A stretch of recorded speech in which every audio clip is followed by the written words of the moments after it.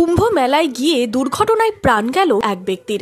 জানা গেছে শামসেরগঞ্জের নিমতিতা এলাকার বাসিন্দা বছর 40-এর রঞ্জন বিশ্বাস। সপ্তাহখানেক আগে ওই ব্যক্তি কুম্ভ মেলায় চা বিক্রি করতে যান। বৃহস্পতিবার বিকেলে ঘরের সামনে চায়ের কেটলি ধোয়ার সময় বাইকের ধাক্কায় গুরুতর আহত হন। তাকে উদ্ধার করে স্থানীয় হাসপাতালে নিয়ে যাওয়া হলে চিকিৎসকেরা মৃত বলে ঘোষণা করেন। মৃত্যু সংবাদ শামসেরগঞ্জের বাড়িতে আসতেই কান্নায় ভেঙে পড়েন পরিবারের সদস্যরা। তো কুম্ভে গেছিল চা বেচতে যাওয়া হলো এক সপ্তাহ, মানে সামনের রবিবার বৃহস্পতিবার গেছিল। পরের বৃহস্পতিবারে ও চা বিক্রি করে